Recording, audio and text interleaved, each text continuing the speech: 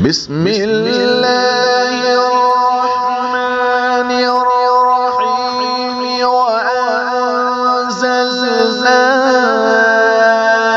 इलैका ज़िक्रा लितुबय्यिना लिन्नासि मा नुज़्ज़िला इलैहिम व लअल्लहुम यतफक्करून।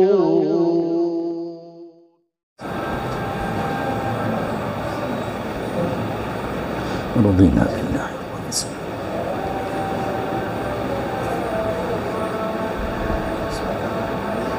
अल्हम्दुलिल्लाहि रब्बिल आलमीन वल आक़िबतु लिल मुत्तक़ीन वस्सलातु वस्सलामु अला सय्यिदिल अंबियाइ व अशरफिल मुरसलीन मुहम्मदिन व अला आलिहि व अस्हाबिहि अजमईन व मन तबिअहुम बिइहसानिन इला यौमिद्दीन। अम्मा बादु फ़अऊज़ु बिल्लाहि मिनश शैतानिर रजीम। बिस्मिल्लाहिर्रहमानिर रहीम। मा आताकुमुर रसूलु फ़ख़ुज़ूहु व मा नहाकुम अन्हु फ़न्तहू। सदक़ल्लाहुल अज़ीम। बुज़ुर्गान मुहतरम व बिरादरान अज़ीज़, दुआ फरमाइए कि हक़ ताला शानहू अपने फ़ज़ल व करम से कुछ मेरे और आपके काम की बातें कहलवा दे और कही सुनी बातों पर अल्लाह रब्बुल इज़्ज़त हम तमाम को अमल की तौफ़ीक़ नसीब फरमाए। बड़े बाबरकत अय्याम है शाबानुल मुअज़्ज़म का ये महीना। नबी करीम सल्लल्लाहु ताला अलैहि वसल्लम ने इरशाद फरमाया, अहसू हिलाल शाबान ले रमज़ान। ओ लोगो, शाबान के चाँद को गिनो, शाबान की तारीख़ को याद रखो, रमज़ान की तैयारी और रमज़ान के शौक़ में। बाद रिवायात से, जैसा कि शेखुल इस्लाम मुफ्ती तक़ी उस्मानी दामत बरकातुहुल आलिया ने भी बैहक़ी शरीफ के हवाले से नक़ल की है कि अल्लाह के नबी सल्लल्लाहु ताला अलैहि वसल्लम जब रजब का चाँद देखते तो दुआ फरमाते, अल्लाहुम्मा बारिक लना फ़ी रजब व शाबान व बल्लिगना रमज़ान। इन रिवायात से पता चलता है कि एक मुसलमान को रमज़ान के आने से पहले रमज़ान की तैयारी करना है। जैसा अपना कोई करीबी रिश्तेदार आने वाला होता है तो हम अपने घर को सजाते हैं, जमाते हैं, खाने पीने के एतबार से, घूमने फिरने के एतबार से पूरा प्रोग्राम तैयार कर लेते हैं ताकि जब वो मेहमान आ जाए तो पूरा टाइम दे सकें उनको। इसी तरीके से मेहमान जितना महबूब होता है उतना ही उसके आने के दिन शुमार किए जाते हैं, गिने जाते हैं। हम मुसलमानों के लिए सबसे अजीम और बाबरकत अगर कोई महीना है तो वह रमज़ानुल मुबारक का है। असल में ये नेकियों का मौसम है, नेकियों का सीज़न है और नेकियों का महीना है। नेकियों की कीमतें और रेट बढ़ जाया करते हैं, वैल्यू और दाम इसके बढ़ जाया करते हैं। एक फरीज़ा लेकर आओ, 70 फरीज़े अदा करने का सवाब लेकर जाओ। एक सुन्नत पर अमल कर लो, एक फ़र्ज़ अदा करने के बराबर सवाब दिया जाएगा। अजीब अल्लाह ताला की तरफ से नवाजे जाने का महीना है। कभी अल्लाह ताला को बंदे के भूखे रहने पर प्यार आता है और उस पर सवाब देते हैं, और वो भी एक हद तक। जब वो हद ख़त्म हो गई तो अब खिलाकर सवाब देंगे अल्लाह ताला। कभी नींद में से उठाकर खिलाते हैं और कभी कभी तो नमाज से पहले कहते हैं कि खा लो और इफ्तार कर लो, ताखीर करोगे तो मुजरिम करार पाओगे। अजीब निज़ाम है बारी ताला का। जब इतना अजीम महीना है तो एक मुसलमान को उसकी तैयारी कितने दिनों पहले करनी चाहिए। अंदर से बहुत से लोग वो हैं जो व्यापारी हैं, जो ताजिर हैं। मुस्लिम और गैर मुस्लिम दोनों के त्योहारों के एतबार से जो जो कारोबार करते हैं वो अपने कारोबार के लिए बहुत 2-2 महीना पहले तैयारी करते हैं। सबसे पहले वो स्टॉक करते हैं, माल का पैसा जमा करते हैं। 2-3 महीने पहले से वो तैयारी शुरू कर देते हैं और जब सीजन आ जाती है तो न खाने का होश है, न पीने की फुर्सत, न अपनी हाजतों को पूरा करने का वक्त है, बल्कि तन मन धन की बाजी लगाकर पागल की तरह इंसान पैसा कमाने में और धंधा और तिजारत करने में लगता है। वो जानता है कि सीजन को फ्लॉप नहीं करना है, सीजन को मिस नहीं करना है, वरना पूरे साल रोना पड़ेगा। ऐसे ही एक मुसलमान को अल्लाह के रसूल सल्लल्लाहु ताला अलैहि वसल्लम ने दुआ के ज़रिए से अल्लाहुम्मा बारिक लना फी रजब व शाबान बतला दिया कि 2 महीना पहले से तैयारी शुरू कर दो। तैयारी कैसे? सबसे पहले तो रमज़ान के लिए दुआएं मांगो कि अल्लाह इतनी उम्र दे दे, मेरी ज़िंदगी में इतनी बरकत दे दे कि मुझे रमज़ान नसीब हो जाए। बुजुर्गों ने लिखा है, अकाबिरीन ने लिखा है कि नेक काम के लिए नेकियों के जज्बे की नीयत से अगर कोई अपनी उम्र के लंबी होने की दुआएं करता है तो यह महमूद और पसंदीदा अमल है। जैसा कि इस रिवायत से पता चलता है कि अल्लाह इतनी उम्र दे दे, मेरी ज़िंदगी इतनी लंबी कर दे कि मुझे रमज़ान नसीब हो जाए, ताकि मैं रमज़ान से फ़ायदा उठाऊं, भरपूर फ़ायदा उठाऊं। ये दुआ के बाद दूसरा एहतमाम जो करना है, अपने आप को गुनाहों से बचाना है ताकि रमज़ान आने तक गुनाहों बिल्कुल छूट जाए। वरना कहीं ऐसा हो जाएगा कि एक तरफ गुनाह भी करते रहे, दूसरी तरफ रमज़ान की नेकी, कोई फ़ायदा नहीं होगा। इसलिए कि गुनाह जो है वो नेकियों की बरकत को ज़ाइल कर देते, ख़त्म कर देते। तो पहले गुनाह को साफ कर लो। इसीलिए हमें जो कलमा पढ़वाया जाता है, ला इलाहा इल्लल्लाह, नहीं है कोई माबूद, ताकीद के साथ, सारे माबूदान बातिला, उनकी नफ़ी कि कोई मेरा माबूद नहीं, मेरी इबादत के लायक कोई नहीं, मैं किसी की इबादत नहीं करता, आप ही अल्लाह मेरे माबूद है। जब ये दिल साफ हो जाता है फिर अल्लाह की ज़ात का इकरार कराया जाता है। भाइयों, एक कुआं है, अब तो बोरिंग का ज़माना है, खैर अभी भी देहातों में वो कुएं मौजूद है।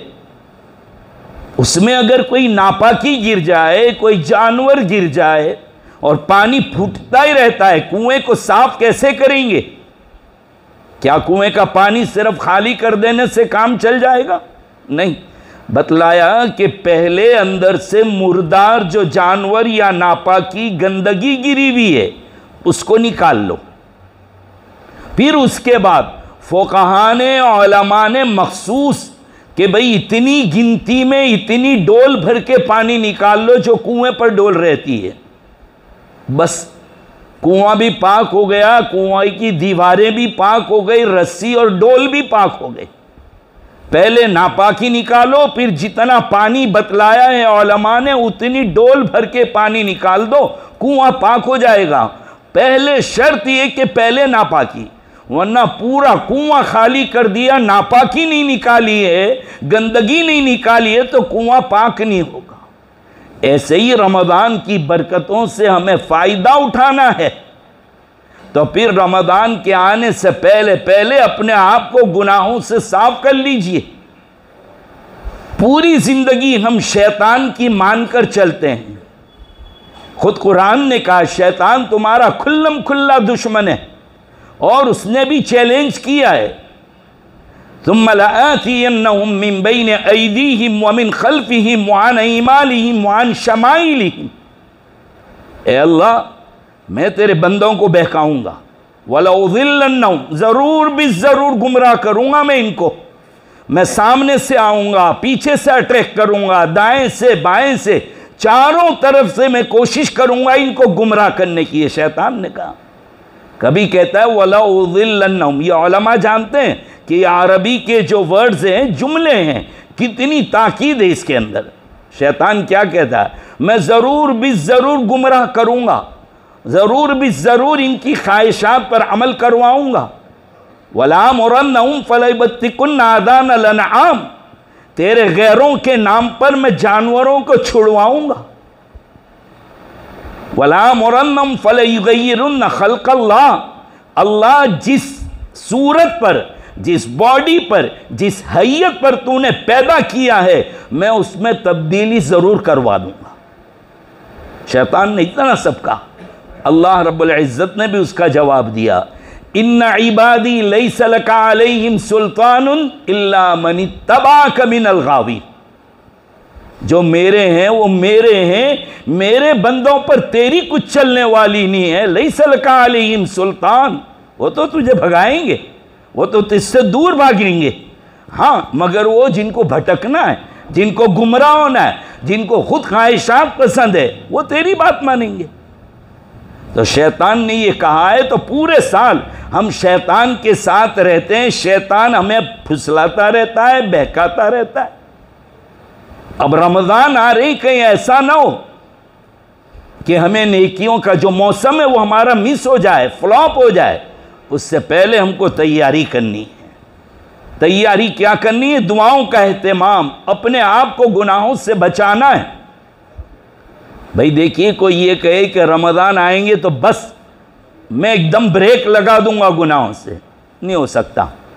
ये हमारे बाइक चलाने वाले बाइकर्स हैं ना, ये खूब जानते हैं कि अगर इनको सामने अगर दीवार के पास गाड़ी रुकाना हो तो अक्लमंद ड्राइविंग करने वाला वो होगा जो पहले गियर चेंज करता जाएगा, स्पीड कम करता जाएगा, और दीवार के पास जहाँ खड़ी करनी है वहाँ ब्रेक नहीं मारेगा। बस नीचे पैर रख दिए, चाबी निकाल ली, बहुत आसान। गाड़ी को भी नुकसान नहीं, इसको भी नुकसान नहीं। और अगर कोई पायलट बन जाए, अगर कोई पायलट बन जाए और ज़रा करतब दिखाए, स्टंटबाजी करे, तो ज़रा सा फिसलेगा तो हो सकता है कि हज़रत वाला नीचे नज़र आएंगे और गाड़ी उनके ऊपर सवार होगी। गाड़ी को भी नुकसान, इसको भी नुकसान होगा। तो हम भी अगर ये सोचें कि रमज़ान के आते ही मैं गुनाह छोड़ दूंगा, रमज़ान पास हो जाएगी और गुनाह नहीं छूट पाएंगे। इसलिए अभी से आदतें डालनी हैं कि हमें गुनाहों को छोड़ देना है, बिल्कुल गुनाहों से तौबा करना है। इसीलिए कहा कि देखो, बहुत अहम इबादतें हैं दो रमज़ानुल मुबारक में। एक तो है रोज़ा और दूसरा है तरावीह और कुरान की तिलावत। ये दो अमल। लेकिन रोज़े का सवाब कब मिलेगा? सिर्फ रोज़ा ये नहीं कि अल्लाह ताला की यहाँ राशन की कमी हो जाती है तो 12 घंटे खाने का काप रख देते हैं, 14 घंटे खाने का काप रख दिया अल्लाह ताला ने। नहीं जनाबे वाला, अल्लाह ताला मज़ीद देना चाहते हैं, मज़ीद देना चाहते हैं, और ऐसा भी देते हैं। रमज़ान में देखिए आप, मुझे समझाने की ज़रूरत नहीं है। इसीलिए फरमाया लिस्साइमी फरहतान, रोज़ेदार के लिए दो खुशियाँ हैं। कब कब? बाद उलमा ने कहा एक तो इफ्तार के वक्त, या बादों ने इफ्तार से मुराद ईद का दिन लिया है। ज़्यादातर रुझान यही है कि इफ्तार के वक्त एक ईमान वाले को जो खुशी होती है, हदीस में भी आता है कि ईमान वाले का रिस्क बढ़ा दिया जाता है। गरीब से गरीब आदमी महसूस करता है कि उसके दस्तरखान पर कितनी बरकतें होती है। सोचना पड़ता है कि ये मेरी बेगम ने बनाया है या आसमान से दस्तरखान नादिल हुआ है। कैसी कैसी चीज़ें, आप उसको रोक दीजिए कि अल्लाह की बंदी तो तिलावत कर, तू रोज़े रख। ये क्या जब ज़ोहर हुई कि तू जैसा मोर्चा संभालती है इस तरीके से किचन के अंदर है, वो बना रही है, नई नई आइटम है, नई नई चीज़ें बना रही है। और इतना होता है दस्तरखान पर कि खावे तो क्या खावे। हाँ, अगर समोसा खा लेते हैं तो पकोड़ा मुंह फुला के बैठ जाता है, और अगर कस्टर और कस्टर खा लिया तो फालूदा इज्जत का फालूदा कर देता है। अजीब हालात है, इतनी नेमतें, खावे तो क्या खावे। लेकिन आइए यहाँ भी एक सबक मिल गया। आपने भी देखा होगा कि हमारी घरवालियाँ जो रहती है वो अजीब है, बनाती तो खूब है, बहुत बनाती है, लेकिन आपने उनको दस्तरखान पे वो खाते हुए नहीं देखा जो आप खाते हैं। हाँ? हम इतना खाते हैं कि रात को इतनी डकार आती है कि इमाम साहब ठहर जाता है कि क्या हुआ, कोई लुकमा तो नहीं दे रहा है। मैंने कहा इमाम साहब घबराने की ज़रूरत नहीं, वो पीछे लुकमे खूब खाकर आया है। लेकिन घरवाली अमामा बांध के यानी सर पे पट्टा बांध के सो जाती है, वो कहती है तुम खाओ तो मैं खुश हूँ। यह है इस्लाम का पैगाम। रमज़ान में दूसरों को खिलाना है। शहरुल मुवासात, शहरुल मुवाखात, भाईचारगी, मोहब्बत और हमदर्दी का महीना है ये। तो यह अर्ज कर रहा था कि रमज़ानुल मुबारक में ईमान वाले का रिस्क बढ़ा दिया जाता है और हम सब अपनी आंखों से इसको देखते हैं कि अल्लाह ताला का कैसा इनाम है। तो अपने आप के रोज़े से ये नहीं है कि रोज़े का नाम सिर्फ भूखे रहना है, नहीं, अल्लाह ताला ज़्यादा खिलाना चाहते हैं।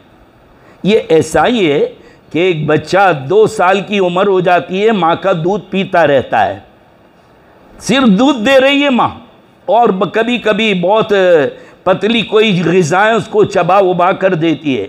लेकिन जैसे ही 2 साल हो गए, वो माँ जो बच्चे के एक आवाज़ पर तड़प जाती थी, चाहे कैसे काम में हो, वो दूध पिलाने दौड़ती थी। 2 साल के बाद लाख जतन करेगी, अपने सीने पर कड़वापन लगाकर बच्चे का दूध छुड़ाएगी। इतना रो रहा है लेकिन माँ को रहम नहीं आता। अरे बे जालिम, इतनी जालिमा, कल आधी रात को उठ जाती थी, दूध पिलाती थी, और आज रो रहा है और तू दूध पिलाने को तैयार नहीं। वो कहती है अगर दूध ही पिलाती रही तो नेमतें जो दुनिया की अच्छी है वो खाने से महरूम रह जाएगा। इसलिए माँ जतन करके दूध छुड़ाती है। ऐसे ही अल्लाह ताला हमको अच्छे से अच्छा खिलाना चाहते हैं, ये दुनियावी एतबार से। इसलिए पेट को हल्का करते हैं ताकि शाम को जम के तुम ज़रा खा सको, अच्छी अच्छी नेमतों से फ़ायदा उठा सको। और ईद के दिन तो फिर कहना ही नहीं, ऐसा लगे जैसे मन्नो सलवा नाजिल हुआ है। ये अल्लाह ताला का इनाम है। बहरहाल चलिएगा, तो रमज़ान के आने से पहले अपने सबसे पहले जो रोज़े को ख़राब कर देता है, जैसे दूध के तपेले को ख़राब करने के लिए 2 नींबू के कतरे काफ़ी है, ऐसे ही रोज़े को ख़राब करने के लिए सबसे डेंजरस जो चीज़ है वही हजरत वाला है, जिसकी हड्डी नहीं है, ज़बान। 32 सिक्योरिटी गार्ड्स के बीच में बैठती है ये खाला। हाँ, सबसे डेंजर, बहुत डेंजर है। बोलकर ये तो बैठ जाती है अंदर, इसके तो सिक्योरिटी खड़ी हुई है, मार कमर पर खानी पड़ती है, तमाचे गाल पे लेने पड़ते हैं, पूरा बदन जख्मी जख्मी हो जाता है। लेकिन इसको खाने का चाहिए, और खुदा न खास्ता ये जख्मी हो जाए, पूरा बदन भूखा है, लेकिन कहती खाकर तो देखो कैसे खाते हो। ये है इतनी डेंजर। हमारे उस्ताद अबरार अहमद साहब दुलियवी नव्वरल्लाहु मरकदहू वो ये फरमाते थे कि ये ज़बान इतनी ख़तरनाक है कि बग़ैर बोले हुए भी झगड़ा करवाती है। बग़ैर बोले हुए कैसे? किसी को थोड़ी देर देखते रहो और देखने के बाद ज़बान बाहर निकाल के हिला दो, ऐसा कर दो, सामने वाला एक थप्पड़ मारेगा। पागल समझता है क्या? अरे भाई मैंने कुछ कहा तुझे? कहा मुझे क्यों ज़बान हिलाई तूने? ये इतनी ख़तरनाक चीज़ है, बग़ैर बोले हुए। अगर बोल ले तो फिर क्या तमाशा होगा। इसके कितने गुनाह हैं? एक गुनाह गीबत। गीबत किसको कहते हैं? गीबत कहते हैं सामने वाले में जो बुराई हो वो बुराई को उसके पीठ पीछे करना। और हम लोग क्या कहते हैं? मुझे गलत बोलने की आदत नहीं है, मैं वही कहता हूँ जो उसमें मौजूद है। जी प्यारे, इसी का नाम गीबत, और ख़ुद हुजूर ने तारीफ़ फरमाई है। अच्छे अच्छे लोग इसमें मुब्तला है। और गीबत ये रोज़े को तबाह बर्बाद करके रख देती है, जिसे हम रमज़ान में कहते हैं ना कि रोज़ा लगता है। रोज़ा के बम है, बंदूक की गोली है, ये लगेगा कैसे लगेगा? मिर्च मसाला के लगेगा? नहीं, रोज़ा लगता वक्त कुछ भी नहीं है। अरे हम अपनी कमाने की सीज़न में खाते नहीं हैं, पीते नहीं हैं, है ना। जो दुकानों पर खड़े रहते हैं, सुबह नाश्ता करके चले गए, बेगम साहिबा टिफ़िन बेचती है, उसको अपनी तारीफ़ सुननी होती है, तो फिर 1 बजे फ़ोन आता है, क्या हुआ, भूखे मत रहना, खा लेना। हाँ, वो ये कहती है तारीफ़ करो कि मैंने पकाया कैसे। फिर 2 बजे आएगा, क्या हुआ, खाया। अरे अल्लाह की बंदी, ग्राहक बहुत है, बात करने की फुर्सत नहीं है, पेशाब लगी है वो नहीं जा रहा और तू खाया खाया करती है। फिर 1 घंटे बाद आया तो क्या, रख जा, फ़ोन मत करना।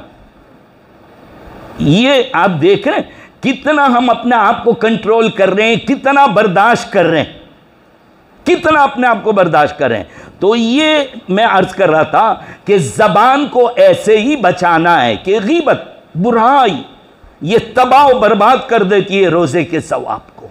इसलिए सबसे पहले गीबत से अपने आप को बचाओ। ये आम, आलिम हो के जालिम, आम हो के ख़ास, सबके अंदर ये बीमारी है। और वो क्या है, तो बहुत अच्छा आदमी, मगर अगर ये करता, लेकिन अगर, मगर, लेकिन, ये बड़ी ख़तरनाक जहरीले पदार्थ हैं। यानी तारीफ़ तो खूब करते, इसीलिए हज़रत थानवी रहमतुल्लाह अलैह फरमाया, किसी की तारीफ़ करने की जिम्मेदारी आप पर नहीं है। क़यामत के दिन अल्लाह नहीं पूछेंगे कि तारीफ़ की थी कि नहीं की थी, अल्लाह ये पूछेंगे कि बुराई क्यों की थी। गीबत से बचाइए। नंबर 2, अपने आप किसी को ताना देने से, बात कहते मैं तो डरता नहीं हूँ, मुंह पे कह दूंगा, इसको कहते ताना। पीठ पीछे बोलो गीबत, मुंह पर कह दो ताना, और जो नहीं है और वो बात करो तो वो इल्ज़ाम। और चौथा गुनाह गाली। बाज़ लोग तो ऐसा लगता है जैसे दुआएं पढ़ते हो, 5 मिनट की बात में 4.5 मिनट तो गालियां होती है, आगे पीछे तबर्रुकन, ऐसी ऐसी गाली। नहीं, ये भी आपके रोज़े को सही है, अभी सब अभी से कंट्रोल करना है। अब तो बस कितने दिन, 20-22 दिन बाकी है, अपने आप को बचाते चलो। ये साइलेंट किलर अगर कोई है हमारे बदन में तो वह आंख है। बदनजरी, स्ट्रीट और रोड के ऊपर भी अपने आप को, जवानों अपने आप को बचाओ। जरा फायदा तो बता दो बदनजरी करने वालों, जिसको देखा उससे निकाह हो गया, फिर देख के खामोखा क्यों दिल जलाते हो? क्या फायदा किया है? वो तुलू हुई वहां से लेकर गुरूब तक देखते रहते हो, फायदा क्या? जरा सोचो, कोई फायदा है? क्यों देखते हो? अल्लाह ताला बहुत नाराज होते हैं इस बदनजरी से। सबसे पहला अजाब, सबसे पहली सजा जो है बदनजरी की, वो कुरान की तिलावत जो है ना, उसका ज़ौक़ उठा लेते हैं अल्लाह ताला। देखो हाफिज साहब भी कहते हैं यार पूरे साल चला जाता है, पढ़ने की फुर्सत नहीं मिलती। मौल साहब भी कहते हैं फुर्सत नहीं मिलती। जो चाहे वो यही कहता है कि फुर्सत ही नहीं मिलती तिलावत की। नहीं, अल्लाह फुर्सत नहीं देते। तेरी आँख इतनी गंदी है, तेरी नज़र इतनी ख़राब हो चुकी है कि मेरे कुरान पर तेरी नज़र नहीं ठहर सकती। अगर चाहते हो कुरान शरीफ की तिलावत करना तो अपने आप की नज़रों की हिफाजत कर लो। कहाँ करोगे? रास्ते में भी और मोबाइल के स्क्रीन पर भी। बाहर तो कम होती होगी, स्क्रीन पर गोधड़े में छुप छुप कर जो जवान देखता है। मेरे प्यारे, तेरी नज़रें ख़राब हुई, तेरा रोज़ा ख़राब हुआ, अल्लाह कुरान की तिलावत छीन लेता है। उससे बढ़कर अगर आगे बात कह दूँ तो पाटन वालों, ये जो होता है ना कि तरावी में पीछे बैठे रहते हैं, कुछ सोयू ठगरा आराम से, और वो समझते हैं आगे खड़े हैं ये परले दर्जे के बेवकूफ़ हैं, हम अक्लमंद है। नहीं, अल्लाह तुमसे नाराज़ हो गया है। घर में तो बुलाया लेकिन कुरान सुनने भी नहीं दे रहा, पढ़ने तो नहीं दिया, सुनने भी नहीं दे रहा अल्लाह। क्या बैठ जाओ। इंसल्ट तो जानते हो ना, कचरा करना इज्जत का किसको कहते हैं। खाने के लिए दावत दी कि आइए, लेकिन जैसे ही दस्तरखान लगा, आप तशरीफ़ ला रहे थे, कहा आप बैठिए ज़रा, पहले ये खुसूसी मेहमान खाने। कितना गुस्सा आएगा कि मैं कोई बग़ैर दावत का आया हूँ। दूसरी सब लगी, फिर खाने के लिए आ रहा है, अब बैठ जाओ, अभी ठहरो थोड़ी देर, ये मेहमान खा लें। हो सकता है कि 3 मरतबा मना कर दे तो उठ के चला जाएगा कि कोई भिखारी नहीं हूँ, कोई फ़कीर नहीं हूँ, दावत दी तो आया हूँ मैं। तो ऐसे ही अल्लाह ने घर में बुला तो लिया, लेकिन का बैठ जाओ दीवार से टेक लगाकर। कुछ लोग रुकू में दौड़ते हैं, ये हराम है। इसलिए कि मस्जिद में आए, इमाम साहब रुकू में चले गए हैं, दौड़ना मत, अगरचे सलाम फिरा दे, अगरचे रुकू में से खड़े हो जाए। मस्जिद है, वकार, सुकून, इज्जत, धप धप की आवाज़ ना हो, इतना इत्मीनान से जाइए। अब तुम जो दौड़ते हो सजदे तिलावत के वक्त या रुकू के वक्त, शरान जायज़ नहीं। वइज़ा क़ुरिअल क़ुरआन फ़स्तमिऊ लहू वअन्सितू लअल्लकुम तुरहमून, चुप रहने के लिए कहा गया। और बच्चे कम मस्ती करते हैं, बड़े ज़्यादा करते हैं। जो रोकने के लिए पीछे खड़े रहते हैं ना, उन्हीं को रोकना चाहिए कि हज़रत आप खड़े हो जाइए, शोर खुद ब खुद बंद हो जाएगा। और अगर बच्चे शोर करते तो डांटते क्यों, भगाते उनको मस्जिदों से। मत भगाया करो बच्चों को, तुम्हारी सब में खराब हो खड़े हो गए, नमाज खराब नहीं होगी, रहने दो। अगर तुमने भगा दिया तो कल को तुम मस्जिद से बाहर इनको ढूंढने जाओगे, ये नहीं मिलेंगे। ये हमारा कीमती सरमाया है। सफ़ों में खड़े हो गए, खड़े रहने दो, मत निकालो इनको। बल्कि खड़े रहेंगे तो ये भी सीधे रहेंगे, तूफान नहीं करेंगे कि पड़ोस में से थप्पड़ पड़ेगी। इसलिए जो लोग मस्जिद में वॉलेंटियर बन जाते हैं और नमाज शुरू होने के बाद भी पीछे घूमते रहते हैं, कम वक्त तो तुम खड़े हो जाओ, पहले इनको कान पकड़ के खड़े करो मस्जिद के अंदर। ज़रूरत नहीं किसी की वॉलेंटरी की, सब जानते हैं कि ये अल्लाह का घर है। तो रमज़ान अल मुबारक से पहले अपनी आँखों की हिफाजत, कानों की हिफाजत। और डॉक्टर बने फिरते रहते हैं ना, कान में धाट लगा के गाने सुनते जाते हैं और अपने आप का ट्रेन में भी एक्सीडेंट करवा लेते हैं। मुनाफिकत को पैदा करते हैं। जैसे पानी बहता चला जाएगा, घास उगाएगी, यहाँ पर भी इसी तरीके से होगा, रोज़ा बर्बाद। तो ये सारे अपने आप को हराम लुक़मे से बचाना है, तब जाकर सवाब मिलेगा। और अभी से कुरान शरीफ की तिलावत की आदत डालो। कम से कम मेरे भाइयों इतना कर लो कि रमज़ान आने से पहले रोज़ाना 1 सिपारा पढ़ने की आदत बन जाए, रोज़ाना 15-20 मिनट दुआएं मांगने की आदत बन जाए। और आखिरी बात कह दूं, आखिरी बात ख़त्म कर दूं। जो टाइम दिया था, मैंने तो डाये बन के मशवरा दिया था कि टाइम पर ख़त्म हो जाना चाहिए, लेकिन मजमूनी को जैसा छेड़ दिया। आखिरी बात, पूरे रमज़ान का पैगाम क्या है? अल्लाह के नबी ने फरमाया शहरुल मुवासात शहरुल मुआखात। हदीस में आता है कि आका ने फरमाया नमाज, रोज़ा, ज़कात, हज सबसे अफजल अमल बतलाऊं? साहबा ने कहा जी। तो कहा कि इस्लाह ज़ातिल बैन, रिश्तेदारियों को जोड़ना और सुलूक करना और मुंड देने वाली चीज़ से अपने आप को बचाना, यानी रिश्तेदारी तोड़ना। कितनी भी इबादत कर लो, रिश्तेदारों से अदावत रखी, दुश्मनावट रखी, रिश्तेदारियां तोड़ दी तुमने, तुम्हारा कोई अमल कबूल नहीं, मुंह पे मारा जाएगा। अब आप कहेंगे रिश्तेदार बहुत ख़राब है, मैं ही करता रहूं। जी, मेरे आका ने फरमाया जो तोड़े उसके साथ जोड़ो, और जो तुझ पर जुल्म करे उसको मुआफ़ कर दे, और जो तुझको तकलीफ़ पहुंचाए उस पर तो एहसान फरमा। आज कुछ मत लेकर जाओ, इतना ही लेकर जाओ रिश्तेदारों से माफ़िया मांगने। अरे मेरी इज्जत उछालता है। सिद्दीक़ अकबर की बेटी, हम सब की माँ, अल्लाह के नबी की बीबी हज़रत आयशा पर हज़रत मिस्ता उन लोगों में शामिल हो गई जिन्होंने इल्ज़ाम लगाया था। हज़रत सिद्दीक़ अकबर ने उनका दाना पानी बंद कर दिया कि पैसे नहीं दूंगा, खर्चे के दिया करते थे। लेकिन कुरान की आयत नाजिल हुई कि क्या तुम खाना बंद कर दोगे? तुम्हें पसंद नहीं कि अल्लाह तुम्हारी मग़फ़िरत फरमावे?